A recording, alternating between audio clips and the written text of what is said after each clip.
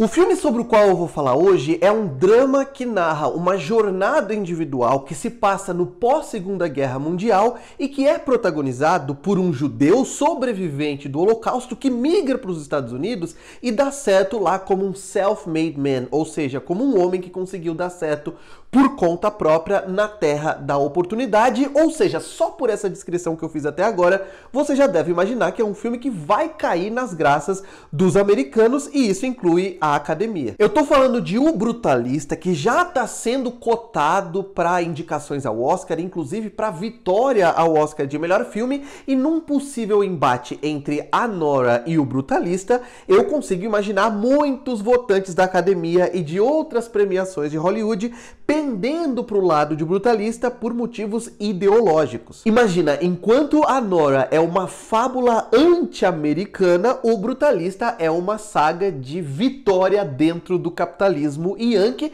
e mesmo que esse não seja o filme acrítico que você pode imaginar ouvindo ao início desse meu vídeo, ele olha sim de maneira positiva para o sistema americano e também para a criação do Estado de Israel, ou seja, tá no papo. O longa conta a história do arquiteto húngaro Laszlo Toth, Adrien Brody, e suas dificuldades para se estabelecer nos Estados Unidos durante a primeira metade do século XX. Sim, o filme narra a jornada desse cara e mostra todos os problemas que ele teve na América, claro, mas mesmo assim, ele é um filme que prega uma ideologia muito óbvia, de que com esforço, com trabalho duro e com honestidade, nos Estados Unidos qualquer pessoa consegue vencer. É claro que essa ideologia vai cair no gosto dos americanos e já tá caindo pelo que eu tenho visto nas primeiras reações ao filme por lá. Inclusive, ao longo da projeção, o filme mostra vários vídeos que eu acho que dá pra gente chamar de vídeos institucionais, vídeos de propaganda da Pensilvânia, que é onde a história se passa, como esse lugar de industrialização, o lugar que tá ali no cinturão do aço nos Estados Unidos e que tem cidades pequenas. Isso é algo muito bem visto nos Estados Unidos, né? Um estado em que as cidades são pequenas porque as comunidades, em teoria, são mais unidas, se apoiam mutuamente. E no começo do filme, eu até achei que esses vídeos institucionais, eu tô chamando eles assim, estivessem sendo usados de uma maneira irônica, mas na verdade, quando você assiste ao filme até o final, você percebe que o filme tem sim esse ar, ele tem sim essa aura de jornada americana que quer falar desse cara, mas que quer falar também sobre os Estados Unidos do século XX como essa terra da oportunidade. Inclusive, quando eu falo que o personagem principal passa dificuldades, ele passa mesmo, e ele vai mais fundo nisso, porque o filme mostra de uma maneira muito clara, principalmente na sua segunda metade, que todo mundo para prosperar nos Estados Unidos paga o seu pedágio, e o pedágio que esse cara aqui paga é o pedágio da humilhação, da indignificação do seu próprio corpo e da sua própria pessoa ali com aquele cara com quem ele está trabalhando, porque aquele cara que é vivido pelo Guy Pearce, que é um burguês, que é o dono de muitas terras, que são os donos do capitalismo americano, é um cara que vai enxergá-lo como uma oportunidade de benefício próprio, e por mais que ele realmente admire o talento do Laszlo, por mais que ele o veja como uma grande promessa, como alguém que pode trazer muitos benefícios para ele mesmo e para a cidade dele, para os Estados Unidos, etc., é claro que ele o olha de cima para baixo, e inclusive tem um momento ali, uma cena muito crucial do segundo ato ali, quase já no terceiro ato do filme, em que eles têm um diálogo e que ele começa a jogar na cara do personagem principal, né? Ah, mas você é um vagabundo, você é um bêbado, porque você parece um mendigo, você deveria se dar valor. Pessoas como você, que não se dão o devido valor, são sanguessugas da sociedade. E existe sim uma ironia que eu acredito que o filme sabe haver, no sentido de que um cara que é latifundiário, um cara que é herdeiro, que é burguês e que é literalmente, né? Não literalmente, mas vocês entenderam o que eu tô falando, eu tô querendo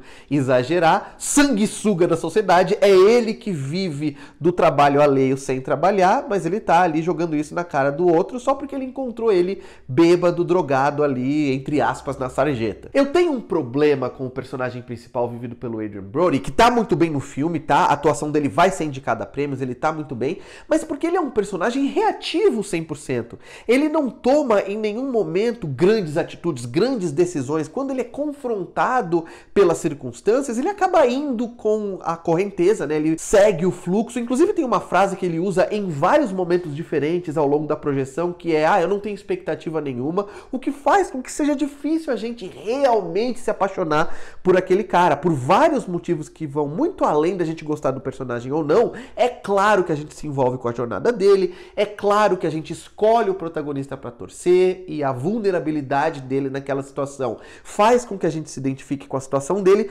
mas ele é um personagem com quem a gente se identifica apenas nesse nível, mas não se envolve de uma maneira mais profunda, porque ele tem essa reação mais passiva em relação a tudo o que está acontecendo ao redor dele, o que normalmente é um problema, principalmente por ele ser o protagonista do filme. Esse filme aqui, O Brutalista, se propõe a ser uma jornada épica, e por mais que não seja épica no sentido de narrar grandes acontecimentos, ele tenta ser uma jornada bastante intensa, bastante épica desse protagonista, né, desse personagem principal, que vai perpassar ali vários momentos importantes da história recente ou não tão recente assim dos Estados Unidos, e o filme vai adotar uma estrutura que nos lembra, que remete o tempo todo à era clássica de Hollywood. Esse é um filme que tem 3 horas e 35 minutos de duração. Eu preciso falar que esse tempo não demorou para passar, eu senti assim como se fosse muito mais rápido, o que é uma vantagem, né, o que é um benefício que a gente dá para o filme,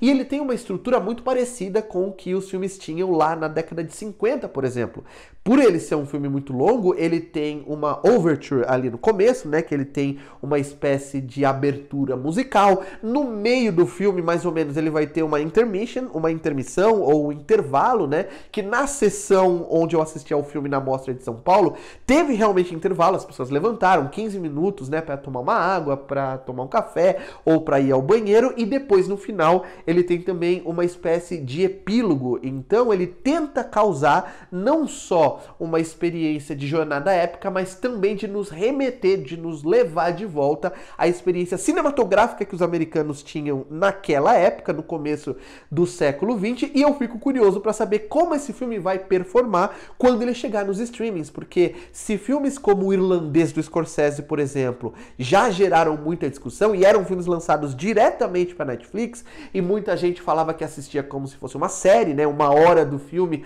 ou 1h30 do filme por dia, esse filme aqui, que tem um ritmo mais lento, que é um filme baseado em diálogos, em personagens, e que vai passar primeiro pelo circuito cinematográfico nos cinemas, eu não sei se ele vai ter lugar na era dos streamings. É claro que a fotografia é belíssima, que o uso de locações é maravilhoso, é um filme lindo de ver, tem grandes atuações, não só do Adrien Brody e do Guy Pearce, que vive esse burguês que eu falei, mas da Felicity Jones também, que tá durante boa parte do filme ali sentada numa cadeira de rodas, mas mesmo assim ela consegue ter uma presença de cena muito grande. Ela tem uma cena bastante marcante ali já no terceiro ato, né, próximo ao clímax do filme, quando ela confronta aquele personagem do Guy Pearce e os outros membros daquela família aristocrática, dá pra dizer assim, nos Estados Unidos, porque é assim que aqueles latifundiários funcionam naquela sociedade. Eu acho que o filme tem alguns problemas de montagem. Eu, inclusive, no final do filme, fiquei curioso pra saber se essa versão que eu vi do filme na Mostra de São Paulo é realmente